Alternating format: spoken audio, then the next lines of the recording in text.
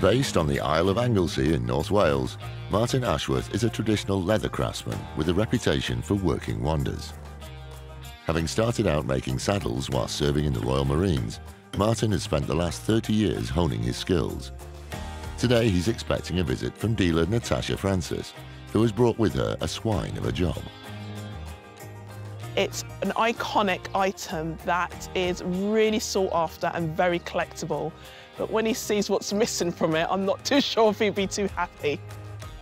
Hello, Martin. Hello, Natasha. What have we here? So what we have here, Martin, is a headless pig. Headless pig.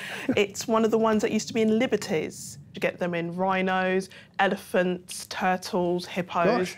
And here we have a pig, and we know that because of the shape of his ear. Ah, there we go.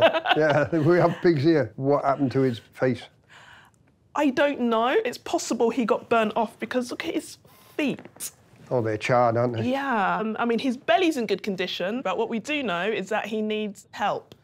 A lot of help. Yeah, major surgery. This leather pig footstool was designed by Dimitrija Omerse, who came to England in 1955 as a refugee from former Yugoslavia. He found work for the famous Liberty department store in London, making animal-shaped footstools with offcuts of leather. Vintage examples such as this one can fetch high prices, but Martin has work to do before this piggy is ready for market. So really, it's in for a complete transplant. The only way I could imagine that we're going to try and do anything is make a former for a head and cover it in pigskin. Okay. How it's going to work, I honestly don't. It's going to be a suck and see job. We want to try and keep as much of the original leather as possible, even though it's falling apart. Yeah. Really, the hardest thing is to make new pigskin look like 50-year-old pigskin. Yeah. So it's going to have to be coloured and aged and stiffened and wrinkled and... Can you do that? Well, look at the state of this. We'll do our best. Yeah, yeah. Honestly, seriously, how it's going to turn out, I don't know. Yeah, so it's, you know, we know what to do with it, but what did you pay for it? I only paid £50. Which, Martin, is good. Not from where I'm standing.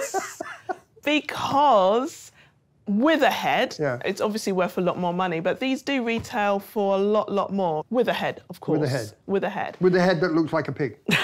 Yeah, and it's a challenge, and it's an interesting challenge. No problem. Thank you so much. You take care. Take care. Lovely to meet you. Bye-bye. I mean, I've had all sorts come through the door in my time, but, I mean, headless pig, not what I expected. With Natasha gone, Martin gets to work. Before he can measure for the new head, he has to remove the excess straw spilling out of the neck cavity. I think we're going to have to do a bit of surgery first.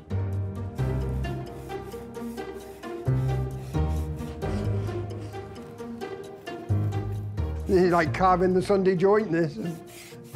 Bit of a pork loin.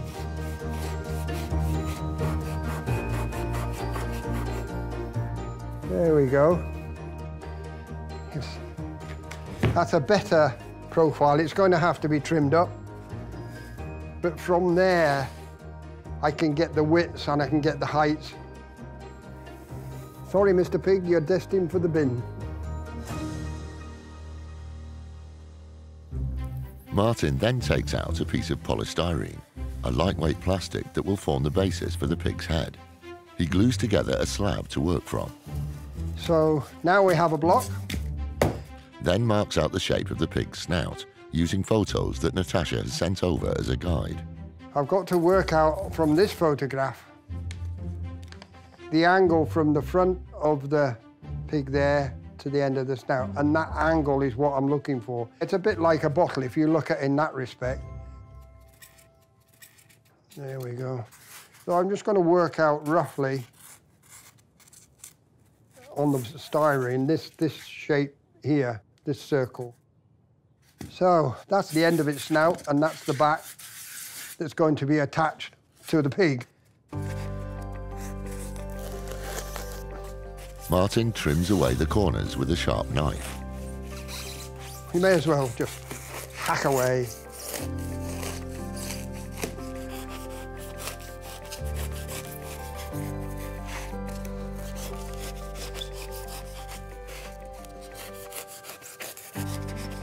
then gradually works the polystyrene into shape, carefully shaving the plastic away piece by piece.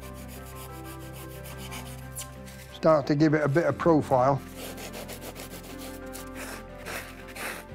You can see now that just by sanding it, it's rounding all the edges off.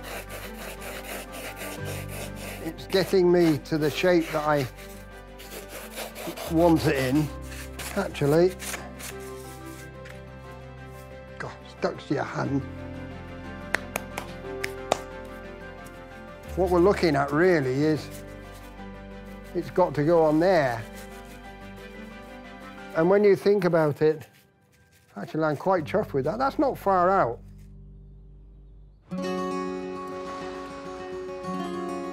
Michael and Maria are nearing the finish line with Dru's peacock automaton.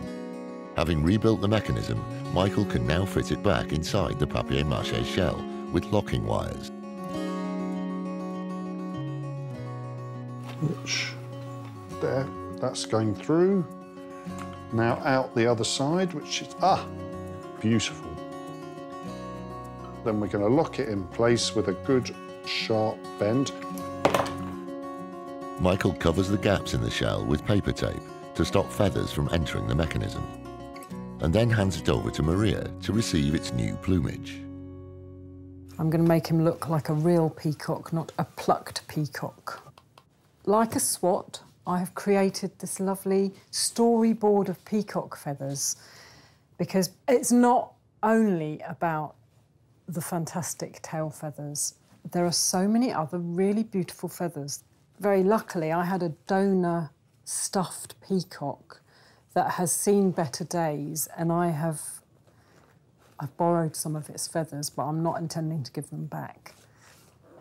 These are the back feathers. Got the underbelly right, underbelly left, because feathers always sit much better if you put them on the right side and the right way up. I've got some lovely downy feathers that I'm going to put on the thigh. And here, look at this neck and chest. Look at that colour. I cut off the messy top bit with the down. I don't need down. My peacock doesn't need to keep warm.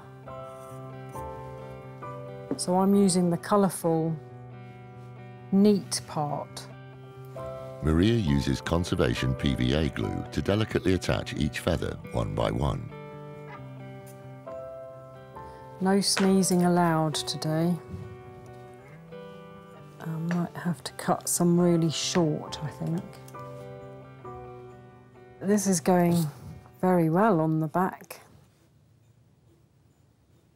It instantly looks like a really colourful bird. It's going to be spectacular.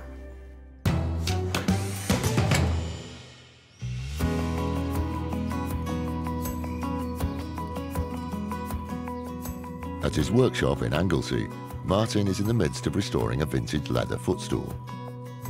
Having created a new polystyrene pig head, he's trying to work out how to attach it to the body. First thing I've got to do is literally take some of this stuffing out to create a cavity to put the head in. Oh, look at this. Hang on. Look at this. Oh, now this is great. Oh, look at this. It's a wooden partition that goes all the way around. Oh, that's solid. This has solved a lot of problems, just finding that. Oh, I'm over the moon. Chuffed as nuts. Now I've got to think of some way to fix that to that. Martin cuts a piece of wood to size on the bandsaw. That will fix to the base of the polystyrene former. What I've got to do now is basically do a frontal lobotomy on the pig.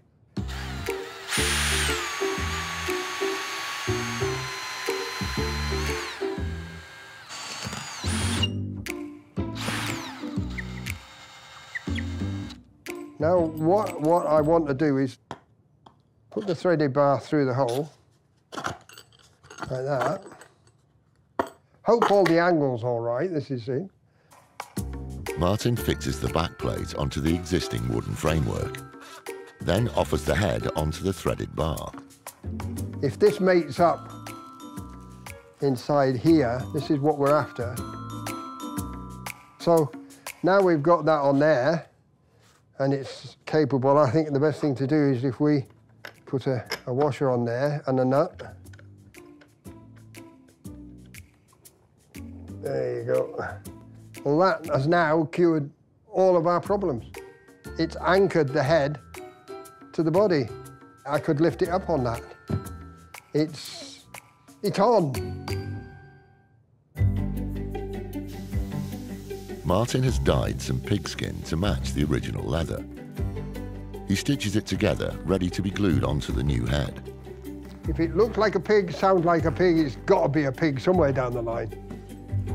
But there's one last twist in the tail, as he's now ready to add some key embellishments.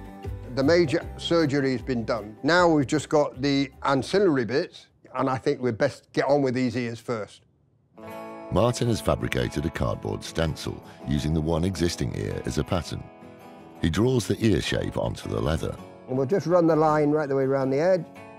Here we go. Then cuts 2 panels to size.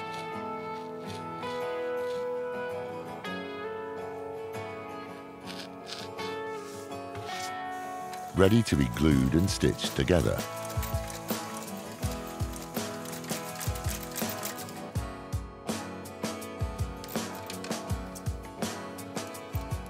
Right, so we've got the pig's ear all stitched up. There we go. Just turn it right the way inside out. I'll just get a hammer handle to give me the shape that I need. There you go. We'll just force the seams out there. So there we have the new ear. Just going to have a quick look to see what it will look like on the head. You can see there where the shadow of where the original ear was. And that's where it's going to be. Hey ho, we've made one pig's ear without making a pig's ear.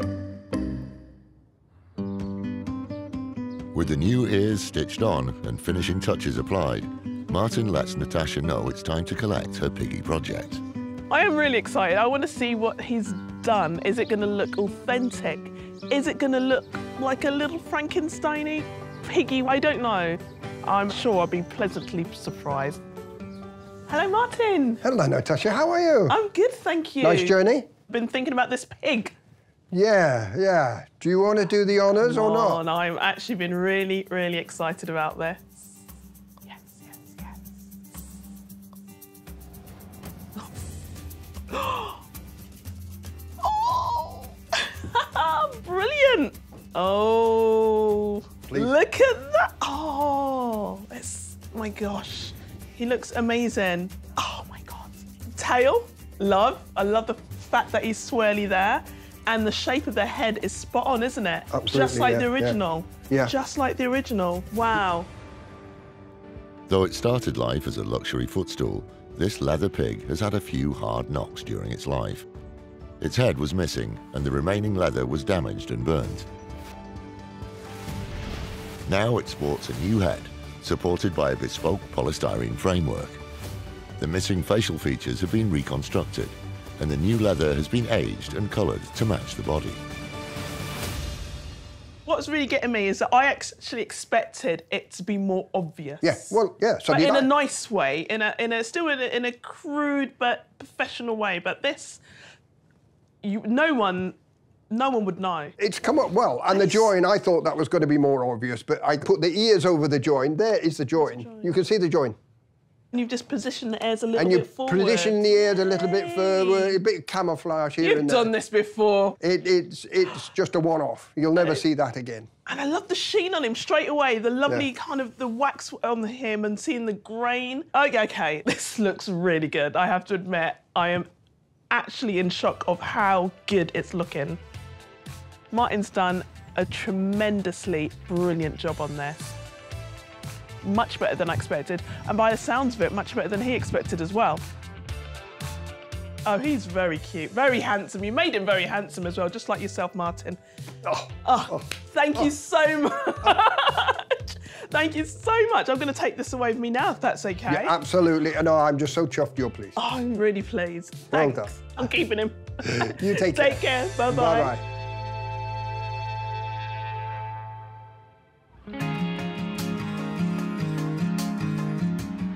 In Conwy, Dru is expecting a visit from husband and wife team Michael and Maria. They've been tasked with restoring a 19th century roulet and decomp peacock automaton, and today it's ready to be delivered. Basically, it just looked like a broken toy. It was in a terrible state. So they're bringing that back, finished and working.